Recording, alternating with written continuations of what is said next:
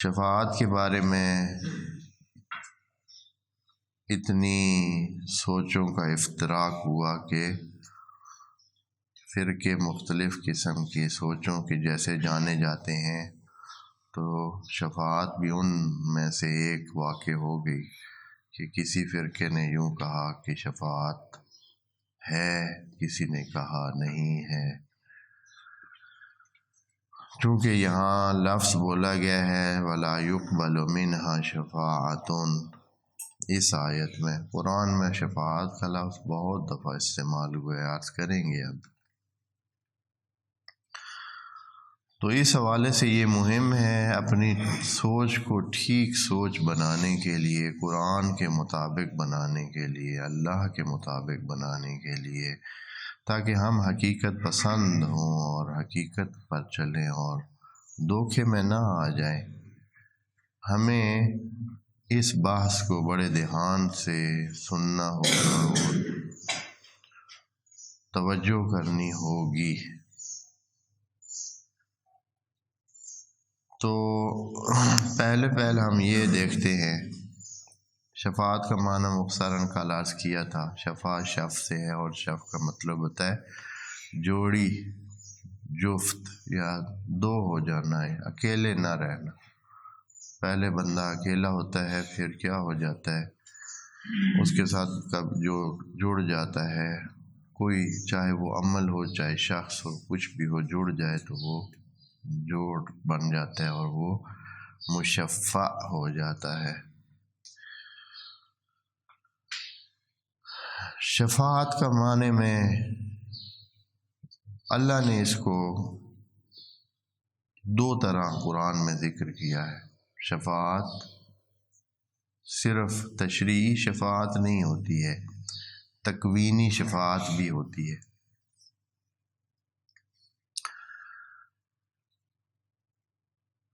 شفاعت کا مطلب یہ ہے کہ دو، جیسے ابھی اس لفظ کو بہت دھیان سے ذہن میں رکھیں کہ دو ہو کر کام کرنا، اکیلے نہیں ہے۔ یعنی کوئی بھی کام اکیلے کرو تو وہ وتر کی صورت ہوتی ہے، اگر دو چیزیں مل کر اس کام کو کرے تو پھر شف کی صورت ہوتی ہے، شفاعت کی صورت ہوتی ہے۔ کائنات میں جتنے بھی اسباب ہیں وہ ایک سبب کی حیثیت رکھتے ہیں، جتنے بھی اسباب ہیں، وعلیکم السلام، وہ ایک سبب کی حیثیت رکھتے ہیں، جیسے کہ قرآن میں ذکر ہے، جیسے ابھی آیات انشاءاللہ آپ کی خدمت میں عرض کرتا ہوں۔ جب ان کے ساتھ دوسرا عنصر ملتا ہے تو شف بن جاتے ہیں۔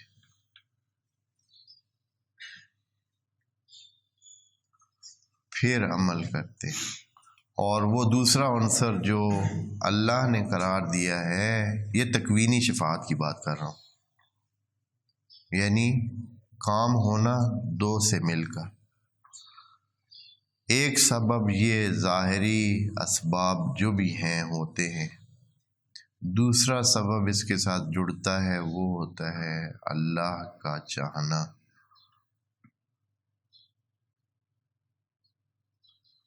کھانا آپ کو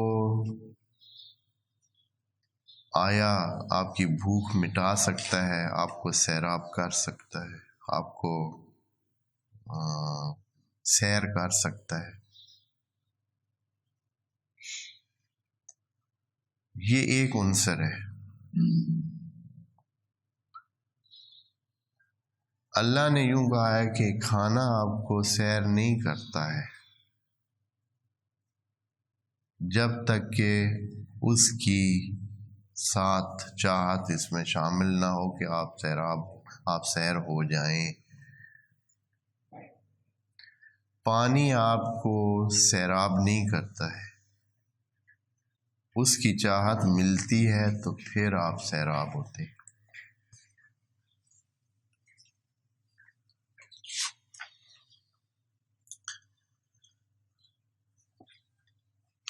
دوا سے آپ ٹھیک ہوتے ہیں، دوا سے ٹھیک نہیں ہوتے ہیں، صرف دوا کے ساتھ اس کا چاہنا ملتا ہے تو پھر آپ ٹھیک ہو جاتے ہیں۔ صرف ایک عنصر یعنی سبب مادی کافی نہیں ہے، اس لیے اللہ نے اس چیز کو جو ہے صرف اپنی طرف نسبت دی ہے۔ کیا کہا ہے خدا کریم نے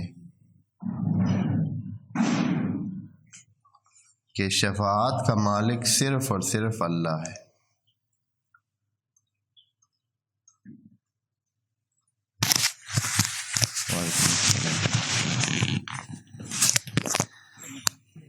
پس شفاعت کو ہمیں سمجھنا ہے، شفاعت کا مالک صرف اور صرف ذات الہ ہے۔ یہ فرمایا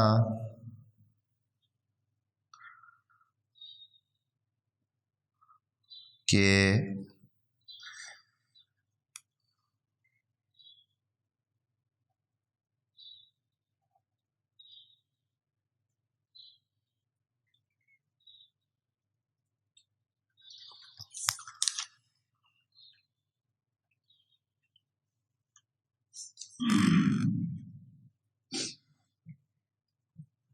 شفاعت جو ہے وہ ساری کی ساری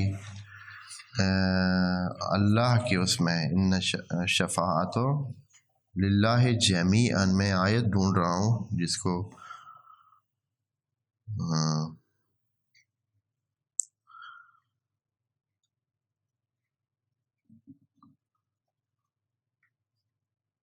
ان شفاعت للہ جمیعا،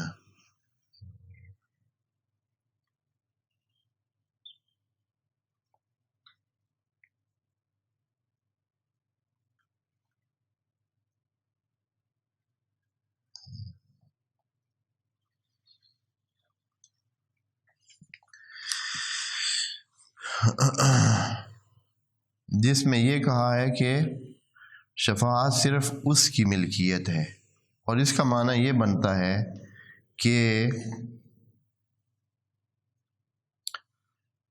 ما من شفیع الا من بعد اذنہ، یہ یوم القیامہ کی باتیں نہیں ہیں، اسی دنیا کی بات ہے۔ جیسے اللہ نے یوں فرمایا ہے سورہ زمر میں آیت نمبر 44 میں، قل للہ الشفاعۃ جمیعا، للہ الشفاعۃ جمیعا، شفاعت اگر ہے تو وہ صرف اور صرف کس کی ہے؟ یعنی جو دوسرا پلڑا ہے، جو اس سبب کا مکمل کرنے والا ہے، جس سے کوئی بھی کام دنیا کا ہوتا ہے، وہ اللہ ہے، اس کا چاہنا ہے۔ جیسے آپ آیت الکرسی میں پڑھتے ہیں لہو ما فی السماوات وما فی الارض من ذا الذی یشفع عندہ الا باذنہ، کوئی نہیں ہے جو شفاعت کر سکے اس کے سامنے مگر اس کے اذن سے۔ یعنی جو کوئی کام ہوتا ہے، اگر کوئی جہان میں چاہے بھی کہ وہ جڑ کر اس کام کو پورا کرے تو اس کے اذن سے پورا کرتا ہے۔ بس شفاعت ایسی چیز نہیں ہے جو صرف آخرت کے لیے ہو، پہلے تو یہ بات ہم سمجھیں۔ شفاعت یعنی جوڑ کر کام کو کرنا، اس دنیا میں بھی ہے، اور اللہ نے کہا ہے کہ سوائے اللہ کے اذن کے کوئی بندہ، کوئی کسی چیز کو یہ حیثیت حاصل نہیں ہے کہ وہ جڑ کر کام کرے اور اس سبب کو مکمل کرے۔ اور جہاں بھی یہ بات کی ہے اللہ نے، وہاں یہی کہا ہے کہ وَكَم من سورہ نجم میں 26 نمبر آیت میں یوں کہا ہے وَكَم من مَلَكٍ فِي السَّمَاوَاتِ لَا تُغْنِي شَفَاعَتُهُمْ شَيْئًا، آسمانوں میں کتنے فرشتے ہیں، ان کی شفاعت کوئی کام نہیں دے سکتی، یعنی یہ ہے کہ وہ اپنے طور پر کوئی کام نہیں کر سکتے، حالانکہ مدبرات امر ہیں، ملائک مدبرات امر ہے اللہ کی طرف سے، لیکن اپنی طرف سے کہ بھائی بس وہ فائنل کر دیں گے، اب اللہ نے ان کو دے دیا ہے کہ وہ سارا اپنی مرضی سے کر لیں، ایسا نہیں ہے۔ الا من بعد ان یاذن اللہ، مگر یہ کہ اللہ اذن دیتا ہے تو وہ کام کو پورا کرتے ہیں۔ لمن یشاء و یرضی، بس ایک چیز یہ ہے کہ یہ جو شفاعت بار بار نفی ہو رہی ہے قرآن میں کہیں، جیسے اس آیت میں بھی جو ابھی میں نے پڑھی ہے، یا اس سے پہلے قل للہ الشفاعۃ جمیعا، اس کے بعد فوراً کہا لہو ملک السماوات والارض، یعنی اللہ نے آسمان و زمین میں جو کچھ ہو رہا ہے اس کی ملکیت اپنی قرار دی کہ ادھر جو کچھ ہو رہا ہے یہ میری مرضی سے ہونا ہے، خود اسباب کو آپ یوں نہ سمجھ لیں کہ یہ اکیلے میں کوئی کام کر رہی ہیں۔ بس شفاعت اور جوڑ کر کسی کام کو مکمل کرنا یہ تکوینی بھی ہے اور دوسری طرف تشریعی ہے۔ تشریعی کیا ہوتا ہے؟ تشریعی یہ ہوتا ہے کہ صرف کسی کے کہنے پہ اللہ کی طرف سے ایک نظام سیٹ ہوا ہے، اب کوئی بندہ اپنی شفاعت، بچنا جو ہے وہ مقصد ہے کسی کا بچنا یا کسی کا کسی کام پہ پہنچنا، یعنی کوئی مقصد حاصل کرنا، اور اس کے ساتھ کیا ہے، اس کے اپنے وسائل پورے نہیں ہیں تو شفاعت سے مل کر وہ نجات پا جاتا ہے۔ یہ آخرت کی جو شفاعت ہے، یہ شفاعت تشریعی ہے۔ بس تکوینی اور تشریعی شفاعت دونوں موجود ہیں۔ شفاعت تکوینی کو اللہ نے صرف اور صرف اپنے لیے خاص قرار دیا ہے، اگر کوئی سبب چاہے گا کہ وہ یہ کام کرے، مثلا آپ چاہتے ہیں کسی کی ہیلپ کریں تو آپ یہ ہیلپ نہیں کر سکتے ہیں جب تک کہ اس کی طرف سے اذن نہ ہو۔ اس نے اذن دے رکھا ہے، جہاں وہ چاہے گا آپ ہیلپ کر سکیں گے، جہاں وہ نہیں چاہے گا آپ ہوتے ہوئے بھی ہیلپ نہیں کر سکیں گے، جہاں وہ نہیں چاہے گا آپ اپنے پاس پڑے ہوئے وسائل سے بھی فائدہ نہیں اٹھا سکیں گے، جہاں وہ چاہے گا تو آپ ان وسائل سے فائدہ اٹھا سکیں گے، اگر نہیں چاہے گا تو وہ نہیں۔ یہ تکوینی شفاعت ہے۔ اور تشریعی شفاعت یہ ہے کہ دوسرے بندے کے صرف کہنے پہ، دوسرے کے چاہنے پہ، یہ جو ہم انسان ایک دوسرے کے لیے اچھائی چاہتے ہیں، کام نہیں کرتے ہیں، صرف چاہتے ہیں، اللہ نے دونوں ان شفاعتوں کو کہا ہے کہ یہ میرے اذن کے بغیر نہیں ہو سکتی۔ اب یہ دیکھنا ہے کہ اللہ نے اس جہان میں ویسے شفاعت کے بارے میں اپنا کوئی نظریہ دیا ہے یا نہیں، کیونکہ بہت بڑا مسئلہ ہے، اس لیے کہ مسلمانوں کا ایک گروپ ہے وہ قائل ہیں کہ اس طرح تو پھر کھلی چھوٹ ہے مجرموں کو کہ وہ جو کرتے رہیں، یہ سوچ کر کہ ہماری جو ہے وہ کیا کریں گے، ہماری شفاعت کرنے والے ہیں، وہ ہماری شفاعت کریں گے اور ہم جو ہے وہ اپنی کشتی پار لگا لیں گے۔ اور دوسری طرف وہ ہیں جو کہتے ہیں کہ اس طرح تو پھر سارا نظام عدل الہی ہی بیکار ہے،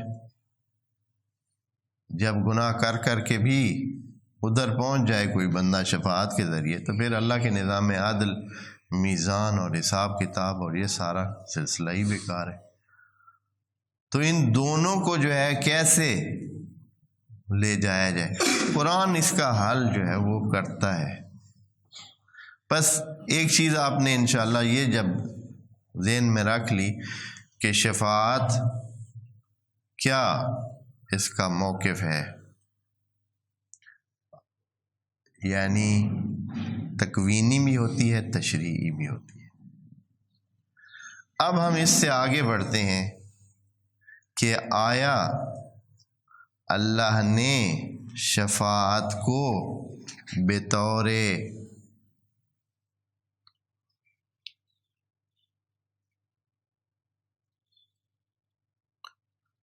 ایک عمل، انسانوں کا ایک عمل ہے شفاعت، دنیا میں بھی شفاعت ہے، تو اس شفاعت کے بارے میں موقف کیا دیا ہے؟ شفاعت صرف آخرت میں تو نہیں ہے، دنیا میں بھی ہے۔ مثلا ایک بندہ کسی کی شفاعت کرتا ہے، اس کو اچھے اس پہ کسی جگہ پہ اس کا کام کرا دیتا ہے، مثال کے طور پر اس کا کام نہیں ہو رہا ہے ویسے، لیکن اس بندے کی شفاعت کی وجہ سے کیا ہے، اللہ اس کا کام جوڑ دیتا ہے، ٹھیک ہو جاتا ہے اس کا کام، یعنی۔ اور دوسری طرف ایک بندہ ہے جو شفاعت کرتا ہے، اور ایک دوسرا بندہ جو ہے وہ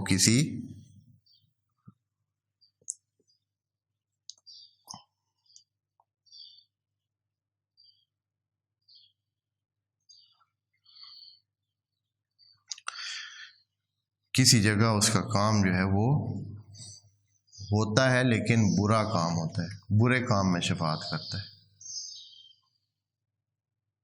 برے کام کی شفاعت بھی تو ہو سکتی ہے، کسی کی سفارش کی وجہ سے کسی کو مار پڑ جاتی ہے، کسی کے کہنے کی وجہ سے دوسرا بندہ دوسرے کا نقصان کر جاتا ہے، نقصان ہو جاتا ہے، نقصان کی شفاعت کرتا ہے۔ ویسے اس کو کوئی اتنا نقصان نہیں ہونا ہے، لیکن اس نے چونکہ کہا ہے تو اس کو ڈبل جرمانہ لگا دیا ہے، تو اس طرح کی بھی شفاعت ہے۔ تو اللہ کا موقف کیا ہے شفاعت کے بارے میں؟ انسان آپس میں جو ایک دوسرے کی شفاعت کرتے ہیں، ابھی فعلاً قیامت کو ہم رکھتے ہیں کنار، فعلاً دیکھتے ہیں کہ دنیا میں اللہ نے شفاعت کو کیا قرار دیا، ایک انسانی عمل کے طور پر۔ تو یہاں سورہ النساء میں ہے، سورہ نساء میں آیت ہے،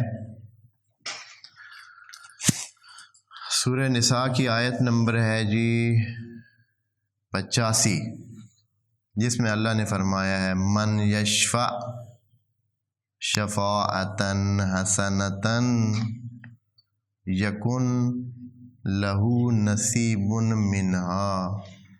یہ تو بڑی حیرتناک بات سامنے آ رہی ہے کہ اللہ شفاعت کی ترغیب بھی دے رہا ہے، اللہ شفاعت کی کیا کر رہا ہے؟ ترغیب دے رہا ہے۔ من یشفع شفاعتاً حسنتاً، اگر کوئی اچھی شفاعت کرے، کوئی اچھی بات کرے، کسی اچھائی کا کسی کو پہنچائے، یکن لہو نصیب منہا، تو اللہ اس کو کیا کرے گا؟ اس شفاعت کا ایک حصہ، یعنی اس کو جو فائدہ ہونا ہے اس میں سے اس کو بھی ملے گا۔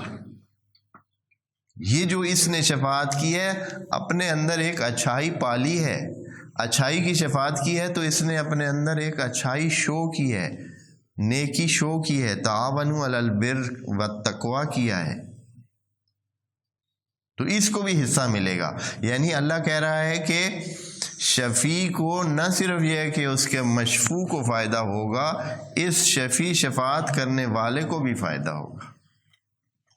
اور اس کے بعد فرمایا وَمَنْ يَشْفَعْ شَفَاعَةً سَيِّئَةً، اور اگر کوئی غلط شفاعت کرتا ہے، اس کی شفاعت کی وجہ سے بندہ جس کو مثال کے طور پر وہ کوئی غلط کام کر رہا تھا، اور اس غلط کام کا وہ 10% کر سکتا تھا، لیکن اب جب اس نے شفاعت کی ہے تو وہ اب 100% غلط کام کر رہا ہے۔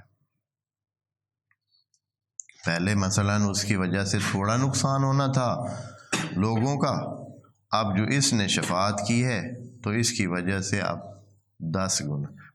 ایک غلط بندے کو ایک عہدے پہ لگا دیا ہے، شفاعت کی ہے، ایک غلط بندہ عہدے پہ آ گیا ہے، اب وہ ہزاروں انسانوں کے ساتھ ظلم کر رہا ہے۔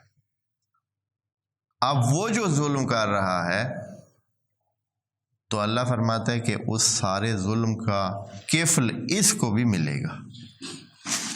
یہ بھی یہ نہ سمجھے کہ یہ شفاعت کر کے اس کو عہدے پہ بٹھا کے فارغ ہو گیا، نہیں، جو کچھ وہ کر رہا ہے، جو کچھ وہ نقصان ہو رہا ہے، دیکھیں کہتے ہیں وَمَنْ يَشْفَ شَفَاعَةً سَيِّئَةً یَكُنْ لَهُ كِفْلٌ مِنْهَا، اس کا جو خمیازہ ہے وہ اس کے سر بھی آئے گا۔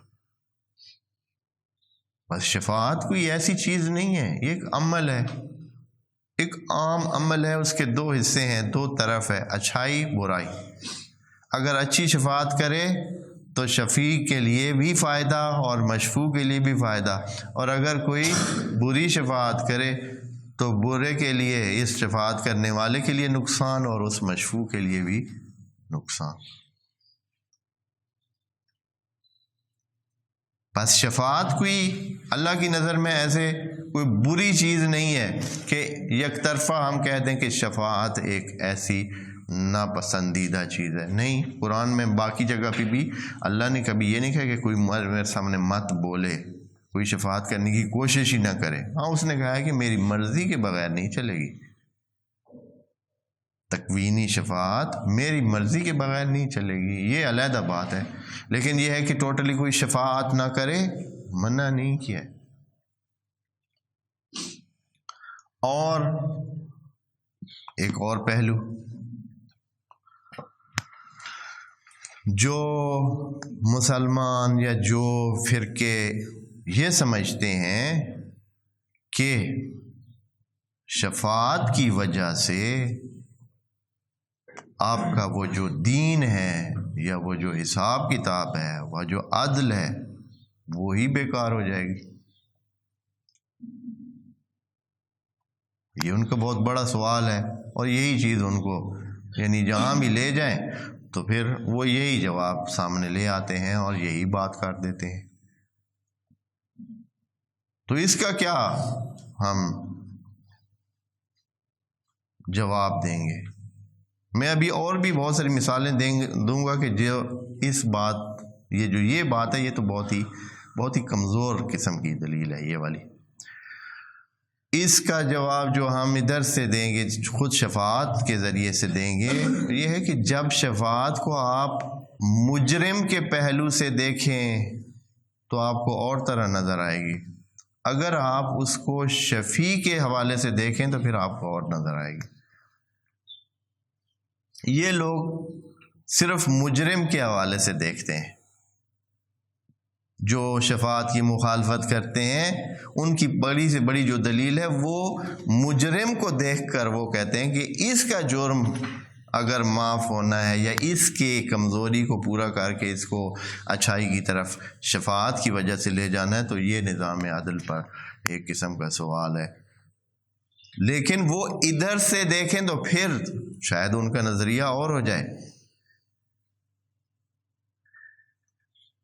اچھائی کرنا، یہ جو شفیع ہے یہ تو اچھائی کر رہا ہے، آیا اس کی اچھائی کو، یہ تو اس کی نیچر میں ہے، یہ اس کے رحم میں ہے، یہ اس کے اس خاص قسم کی کیفیات میں ہے، اس کی صفات میں، صفات الہیہ میں سے ہے کہ وہ کیا کرتا ہے، دوسرے کے لیے رحم کھا رہا ہے، دوسرے کے لیے اچھا سوچ رہا ہے، اس کو بہتر جگہ لے جانے کے لیے سوچ رہا ہے۔ اگر اس کی طرف سے دیکھیں تو پھر کیسے لگے گا؟ اللہ نے صرف کھانے پینے اور جنت کی یہ جو نعمتیں ہیں دی ہیں جنتیوں کو، اگر ان کو احترام اور مقام بھی ایک انسانی ضرورت ہے، انسانی چاہت ہے، انسان کے چاہنے میں سے ایک احترام ہے۔ احترام کیا ہوتا ہے؟ احترام یہ ہوتا ہے کہ اس کی بات مانی جائے، اس کی وجہ سے کچھ کام کیے جائیں۔ جنت میں صرف یہ نہیں ہے کہ ہم کہیں بس ٹھیک ہے، ان کو جو ہے جو چیز کھانی ہو، جو چیز پینی ہو، جو چیز رہنے کے لیے، اللہ نے کہا ہے کہ یہ مکرم ہے، حتیٰ فرشتوں کی ٹریٹ بھی مختلف ہوگی، جو جنتیوں کے ساتھ برتاؤ ہوگا وہ بڑے مختلف انداز کا ہوگا، بڑے احترام کے ساتھ ہوگا، بڑے دھیان کے ساتھ ہوگا، ان کے ساتھ بولا بھی اور طرح جائے گا، ان کو سلامن سلامن کیا جائے گا اور ان کو احترام دیا جائے گا۔ اب یہ جنتیوں کے احترام جو ہے اس میں آیا یہ چیز نہیں ہوگی کہ وہ اگر کچھ چاہیں گے تو ان کی بات کا بھی احترام کیا جائے گا۔ اس پہلو سے دیکھنا ہے، اس پہلو سے کہ یہ دوسرے کو کیا فائدہ پہنچائیں گے یا نہیں پہنچائیں گے اس کو فعلاً چھوڑیں۔ اب اس کے بارے میں بات کرتا ہوں کہ کبھی بھی ایسا انسان جو کسی محترم شخص کے سامنے بات کرتا ہے تو وہ کسی مجرم کی نہیں حمایت کرتا ہے، وہ بھی دیکھ بھال کر کسی کی وہ شفاعت کرتا ہے۔ ایسے نہیں ہوتا ہے کہ یہ کس نے کہا ہے کہ آیا ہر بندے کی ہر بندہ شفاعت کرے گا؟ اگر میں یہ کہتا ہوں کہ نبی میری شفاعت کرے گا تو میرے کہنے سے کیا فرق پڑتا ہے؟ میرے کہنے کے مطابق آیا نبی واقعاً میری شفاعت کریں گے؟ یہ بات جب آئے تو تب ہے نا کہ نبی بھی کہیں کہ میں شفاعت کروں گا، تو پھر سوال پیدا ہوتا ہے۔ یہ تو ہمارا کہنا ہے، یہ تو سارے ویسے امید ہیں۔ آیا یہ طے شدہ ہے کہ وہ کریں گے ان کی شفاعت؟ بھائی کس نے کہا ہے؟ جن کی وہ شفاعت کریں گے وہ کس قسم کے لوگ ہوں گے؟ وہ واقعاً اس قسم کے لوگ ہوں گے جن کی شفاعت کا کچھ نہ کچھ بنتا ہوگا۔ یہ نہیں کہ بس جو بھی یہ کہہ دے کہ میری نبی شفاعت کریں گے تو پھر نبی اس کی شفاعت کریں گے، کیونکہ سب سے بڑا درجہ تو آپ نبی خاتم کا ہی ہے۔ ہم اس سے بڑا شفیع تو اگر کوئی ہوا تو اس سے بڑا تو کوئی نہیں ہوگا، اس لیے ان کا نام میں لے کر بات کر رہا ہوں کہ نبی خاتم اگر یہ جو کہتے ہیں ان کے کہنے کے مطابق ہے، یا وہ یہ دیکھیں گے کہ آیا یہ اس قابل ہے یا نہیں۔ وہ تو اب جن سے وہ ابھی بھی نفرت کرتے ہوں، جن سے دنیا میں ان کے کارناموں کی وجہ سے وہ نفرت کرتے ہوں، جو ان کے احکام کی خدا کی نافرمانی کرتے رہے ہوں، آیا نبی ان سے ذرا بھر پیار رکھ سکتا ہے؟ یہ کیسے ممکن ہے؟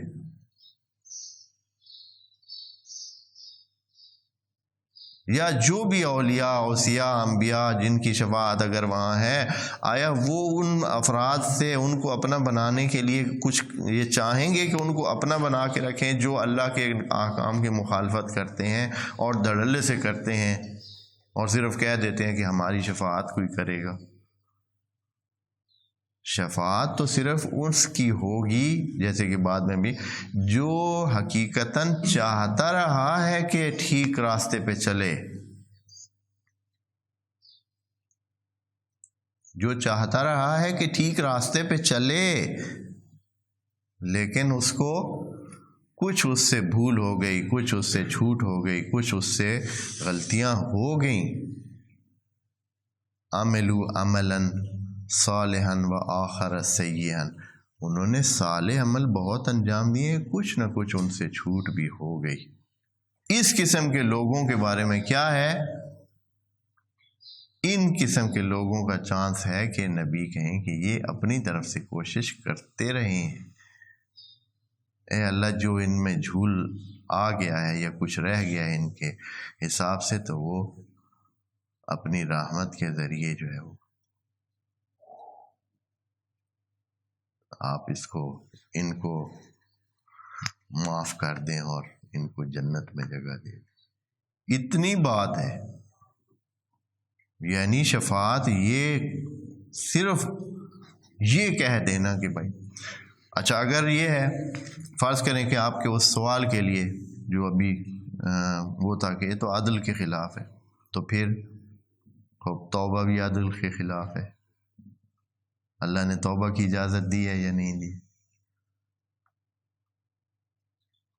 ایک بندہ گناہ کرتا ہے، خرابیاں کرتا ہے، تو اللہ نے قرآن میں کہا ہے کہ جو توبہ تائب ہو جائے تو پھر کیا ہو جائے گا؟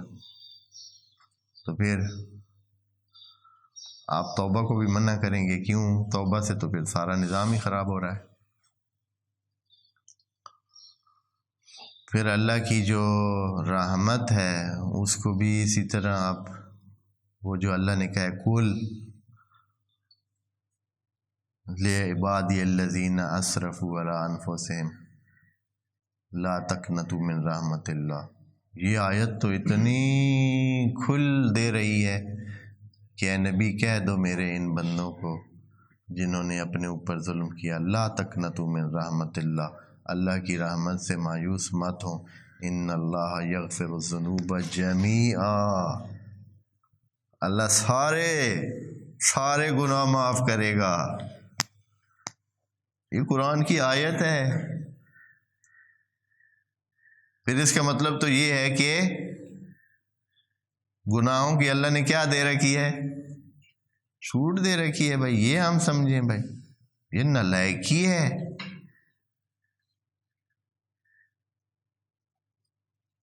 ادھر کہا ہے کل عبادی، میرے بندوں کو کہے، میرے بندوں کو کہو، وہ بندے بنے ہوئے ہیں، بندے ہیں لیکن ان سے کچھ جھول ہو گیا ہے نا، کچھ خرابیاں ہو جاتی ہیں، انسان اس زندگی میں اس سے کچھ خرابیاں ہو جاتی ہیں، لیکن ہیں عبادی، بندے بننے کی کوشش کر رہے ہیں۔ تب اب نبی بھی جن کی اگر شفاعت کریں گے تو وہ اس ٹائپ کے ہوں گے، اور وہ بھی بِإِذْنِ اللہ، اللہ نے اجازت دی ہوگی تو وہ مقام محمود، پھر جو اللہ نے وعدہ کیا سَيَبْعَثَكَ رَبُّكَ مقامًا محمودا، اللہ آپ کو مقام محمود پر پہنچائے گا۔ تو وہ مقام محمود کا یہی سمجھ لیں ہم کہ بھائی ان کے کھانے پینے نعمتیں جنت والی وہ ہم سے یا دوسرے عام جنتیوں سے بہتر ہوں گی، بس یہی ہے، یہ بھائی بات ہے۔ مقام پھر کیا ہے؟ مقام محمود یعنی کہ آپ کی اس مقام کی ہر بندہ حمد کرے گا، مقام ہوگا جس کی ہر بندہ حمد کرے گا، اور مقام کی حمد کیوں کریں گے لوگ؟ اگر اس سے کسی کو کچھ ملے گا تو وہ حمد کریں گے، کسی کو کچھ وہاں سے کچھ نظر آئے گا کہ بھائی ہاں واقعاً یہ ہوئی نا بات، ہاں یہ ہوا نا عہدہ کہ جس سے کچھ لوگوں کو فائدہ پہنچتا ہے۔ اگر صرف بھائی فرمائشی اور صرف نمائشی بھائی مقام ہے یہ مقام محمود، یا پھر یہ ہے کہ جنت کی کوئی بھائی بہتر قسم ہے جس میں بھائی بہتر سکون اور آرام اور رہائش اور آسائش اور نعمتیں ہیں، یہ معنی ہے شفاعت۔ یہ اب آج جو ہم نے بات کی ہے یہ ساری کیا ہے؟ یہ ابتدائی گفتگو ہے شفاعت کے لیے۔ کل ہم انشاءاللہ اس کے بارے میں تھوڑا سا ایک نشست اور بھی شفاعت کے بارے میں ہم کریں گے، جس میں ہم مختلف شفاعت کے جو ذرائع ہیں جو اس دنیا میں اللہ نے بنا دیے ہیں، جو انسان کے لیے نجات کا ذریعہ ہیں۔ خود ایک تو وہ عمل صالح ہے نا، وہ تو ہے ہی، لیکن عمل صالح سے ہٹ کر بھی اللہ نے قرآن میں کتنے جو ہے وہ شفاعت کے ذرائع اس دنیا میں بھی بنا دیے ہیں کہ جو انسان کے لیے نجات کا ذریعہ بن سکتے ہیں۔ انشاءاللہ ہم ان کو کل اگلی نشست میں انشاءاللہ ذکر کریں گے۔ والسلام علیکم ورحمۃ اللہ وبرکاتہ۔